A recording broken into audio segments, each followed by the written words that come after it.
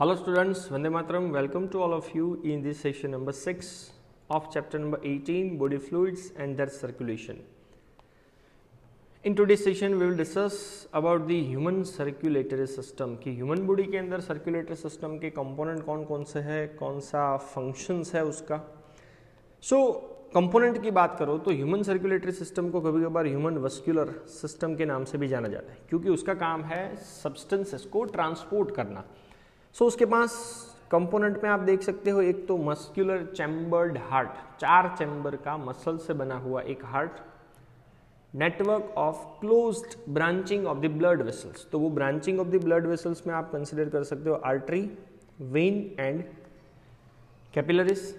Number 3 blood and number 4 fluid which are circulated within around the tissues. So वैसे consider करो तो एक तो 4 चैम्बर से बना हुआ muscular heart, close branching of blood vessel जिसमें आर्टरी, वेन, कैपिलरीज आप ले सकते हो, ब्लड जो बॉडी के अंदर सर्कुलेट होता रहता है.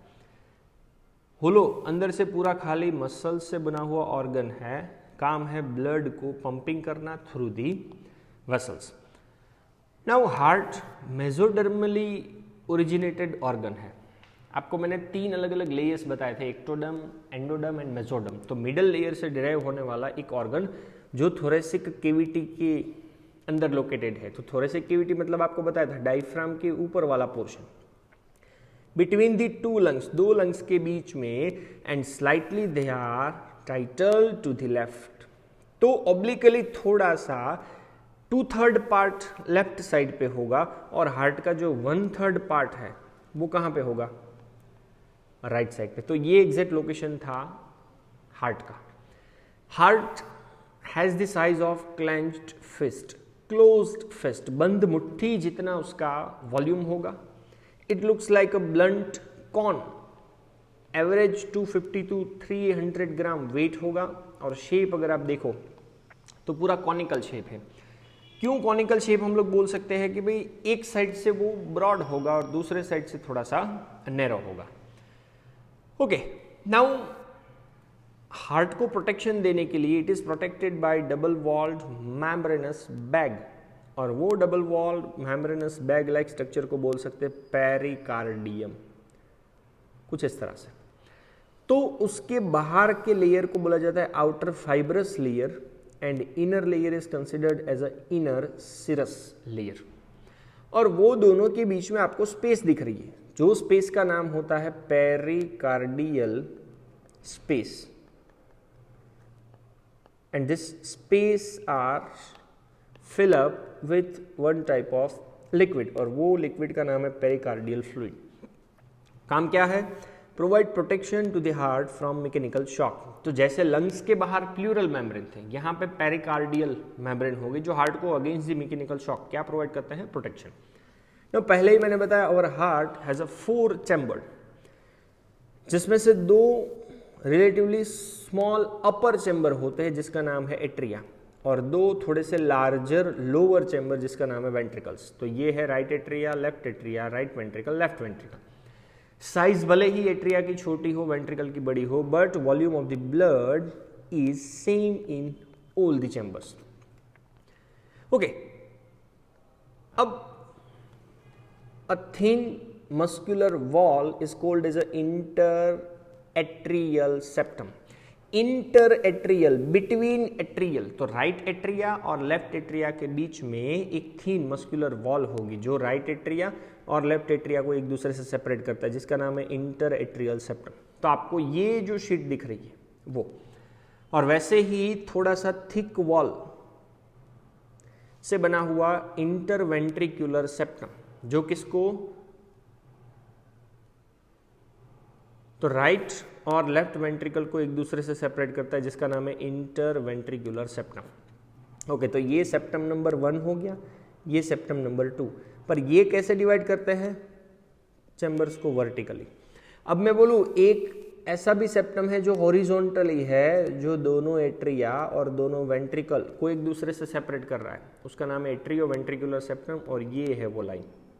तो एट्रियो वेंट्रिकुलर सेप्टम जो दोनों एट्रिया और दोनों वेंट्रिकल को एक दूसरे से सेपरेट करता है. तो पहले मैं आपको वही पॉइंट दिखा देता हूँ.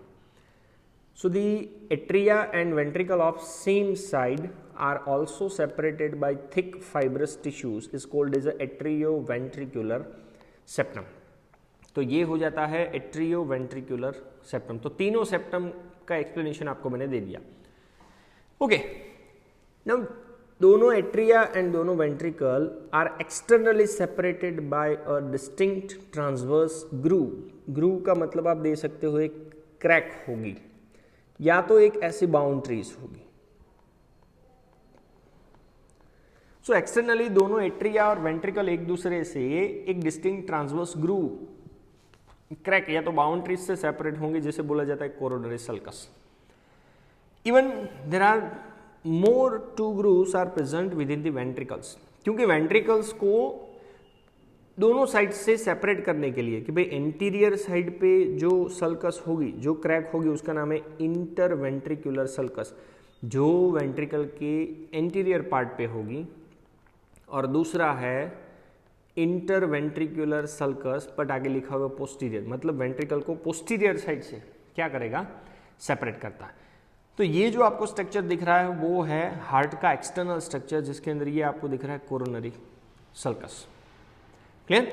ओके, नेक्स्ट वन, जितने भी कोरोनरी आर्टरीज है, तो कोरोनरी आर्टरीज का काम है supplying blood to the heart are located here. तो जनरली हार्ट को ट्रांसपोर्ट करने वाली आर्टरीज जो होती है वो ये ग्रूव्स के नज़दीक में कहीं पे अरेंज्ड होगी। ओके, ये भी डायग्राम आप एज अ रेफरेंस यूटिलाइज्ड कर सकते हो, जो ह्यूमन हार्ट का आपको सेक्शन दिख रहा है। इवन ये भी डायग्राम आप लोग यूटिलाइज्ड कर सकते हो। ओके, नाउ अब बात करते हैं कि भाई चलो सेप्टा तो उसके बीच में है ही, कि इंटरएट्रियल सेप्टा हो गया, इंटरवेंट्रिकुलर सेप्टा हो गया, एट्रियोवेंट्रिकुलर सेप्टा हो गया, but each of this septa are provided with an opening through which the two chambers of same side are connected. अब आपको मैं फिर से वो सेप्टा के पास लेके जाता हूं कि ये जो सेप्टा है उनके बीच में भी ऐसा एक पोर होगा, यहां पे भी एक ऐसा पोर होगा, जिसके थ्रू सेम साइड के एट्रिया और वेंट्रिकल एक दूसरे के साथ जुड़ सकते हैं। तो ये जो स्पेस है उसको हम लोग साइंटिफिक लैंग्वेज में वाल्व के नाम से कंसिडर कर सकते हैं। तो अब चलते हैं कि हार्ट की जो कैविटी है उसके अंदर वाल्व कितने टाइप के हो सकते हैं। सो 4 valve present in the cavity of heart, जिसका काम है ब्लड के फ्लो का रेगुलेशंस अच्छी तरह से करना, जिसमें पहले वाल्व को नाम दिया है एट्रियोवेंट्रिकुलर वाल्व, या तो उसे बोल सकते हैं एवी वाल्व। अब ये एवी वाल्व में एक राइट साइड पे होगा जिसका नाम है राइट एवी, और एक होगा लेफ्ट साइड पे जिसका नाम है लेफ्ट एवी। ओके, तो 4 में से 2 वाल्व के नाम आपको पता चल गए। अब एट्रियोवेंट्रिकुलर वाल्व है तो उसका काम क्या है, separate the atria and ventricle. पर अगर राइट एट्रिया और राइट वेंट्रिकल को एक दूसरे से सेपरेट करेगा तो उसका नाम है राइट एवी। वैसे ही लेफ्ट एट्रिया और लेफ्ट वेंट्रिकल को एक दूसरे से सेपरेट करेगा तो उसका नाम है लेफ्ट एवी। अब इन दोनों के और भी कुछ अलग अलग नाम दिए जा सकते हैं। So opening between right atrium and right ventricle is guarded by a valve which are form of 3 muscular flap, या तो कस्प, जो वाल्व का नाम है ट्राइकस्पिड वाल्व। तो ये आपको दिख रहा है ट्राइकस्पिड वाल्व, जो राइट एट्रिया और राइट वेंट्रिकल के बीच में कनेक्शन का काम करता है, जो CO2 वाले ब्लड को राइट एट्रिया से राइट वेंट्रिकल के पास लेके जाने का काम करेगा। और वैसे ही दूसरा होता है बाइकस्पिड या तो मित्रल valve, guards the opening between the left atrium and the left ventricle। तो ये रहा बाइकस्पिड वाल्व, किसके बीच में है, left atria and left ventricle, जो ऑक्सीजन वाले ब्लड को लेफ्ट एट्रिया से लेफ्ट वेंट्रिकल तक पास आउट करने का काम करता है। तो ये 2 वाल्व हो जाते हैं एवी वाल्व। 4 वाल्व जो आपको मैंने बताए थे उसमें से 2 वाल्व का डिस्कशन आपने किया। ओके, डायग्राम के अंदर हम लोग देख सकते हैं, ये रहा tricuspid valve and this one is the bicuspid और मित्रल वाल्व। ओके, अब थोड़ा सा आगे चलते हैं। Now ये जो bicuspid as well as tricuspid valve है are attached to ventricular valve. Ventricle की वॉल के साथ ये दोनों वाल्व अटैच होते हैं by the help of special types of fibre present within the heart is considered as a chordae tendineae. So chordae tendineae का काम क्या है? बाइकस्पिड एंड ट्राइकस्पिड वाल्व को वेंट्रिकल की वॉल के साथ अटैच करके रखना या तो जॉइंट करके रखना. अब आप ये डायग्राम के अंदर देख सकते हो, ये रहा कोर्डे टेंडिन. तो कोर्डे टेंडिन का काम एक ही है कि ट्राइकस्पिड और बाइकस्पिड वाल्व को वेंट्रिकल की वॉल के साथ कंपल्सरीली कैसे भी करके वो क्या कर सकता है? जॉइंट कर सकता है.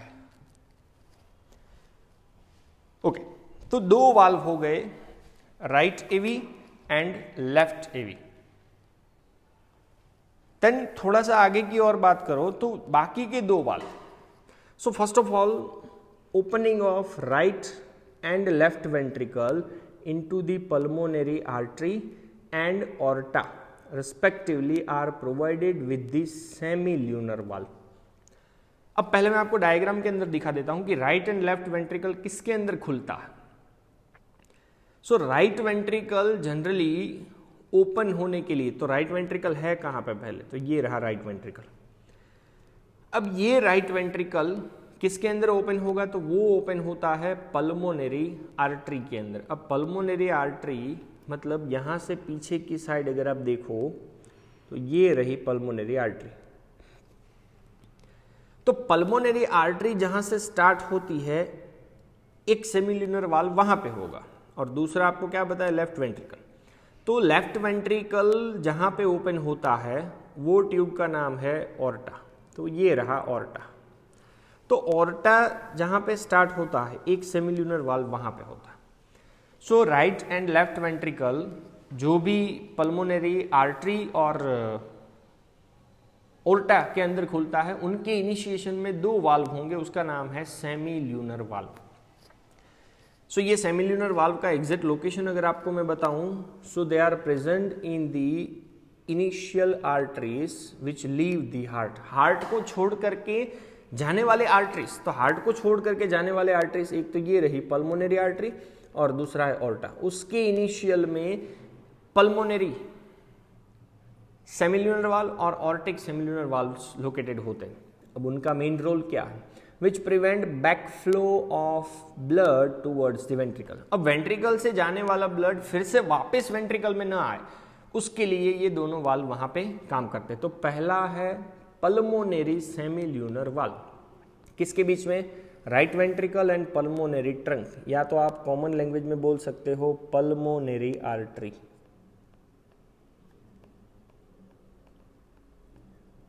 जो कौन सा ब्लड ट्रांसपोर्ट करने वाला है? कार्बन डाइऑक्साइड वाला. और दूसरे वाल्व का नाम है ऑर्टिक सेमिल्यूनर वाल्व, जो किसके बीच में है? Left ventricle and trunks arteriosus. तो ट्रंकस आर्टेरियोसस मतलब आप बोल सकते हो ऑर्टा. सो कौन सा ब्लड ट्रांसपोर्ट करेगा? ये ऑक्सीजन वाला. अब डायग्रामेटिकली भी मैं आप लोगों को एक्सप्लेन कर देता हूं कि ध्यान से देखो, चार चैम्बर. राइट वेंट्रिकल आपको मैंने बताया किस में खुलेगा, तो ये ट्यूब का नाम है पल्मोनरी आर्टरी. ये पल्मोनरी आर्टरी आपको पता है लंग्स में जाने वाली. कौन सा ब्लड लेके? CO2 वाला, क्योंकि उसको प्योरीफाई करना. तो यहां पे आपको एक वाल्व दिख रहा है, वो वाल्व है पल्मोनरी सेमिल्यूनर वाल्व, जो ब्लड के बैक फ्लो को रोकेगा. और दूसरा, लेफ्ट वेंट्रिकल से जो ऑक्सीजन वाला ब्लड ऑर्टा के थ्रू पूरी बॉडी में जाने वाला है, तो उसको या तो उसका बैक फ्लो रोकने के लिए एक जो वाल्व वहां पे है उसका नाम है ऑर्टिक सेमिल्यूनर वाल्व. तो ये हो जाते हैं दो semilunar valve. So valves in the heart allow the flow of blood only in one direction. जितने भी वाल्व है, हर एक वाल्व का एक ही काम है कि ब्लड को ऑलवेज खाली एक ही डायरेक्शन के अंदर ट्रांसपोर्ट करना. जैसे एट्रिया से वेंट्रिकल, वेंट्रिकल से पल्मोनरी आर्टरी, या तो वेंट्रिकल से ऑर्टा। तो वाल्व का एक ही फंक्शन है कि ब्लड का जो ट्रांसपोर्टेशन है वो एक ही डायरेक्शन के अंदर करवाना। So this valve prevents any backward flow. तो वाल्व की मेन रिस्पॉन्सिबिलिटी यही है कि बैकवर्ड फ्लो जो वाल्व का हो रहा है उसको बाय एनी हाउ ये वाल्व रोक सके। And last point, superior and inferior vena cava. जो कौन सा ब्लड बॉडी से लेके आने वाला है, CO2 वाला, कहाँ पे ओपन होगा, ऑब्वियसली राइट एट्रिया में। एंड पल्मोनरी वेन्स, कौन सा ब्लड लेके आएगा, O2 वाला, कहाँ से आया होगा, लंग्स में से। They are open within the left atria. तो आपको मैं ये भी डायग्राम के अंदर दिखा देता हूँ।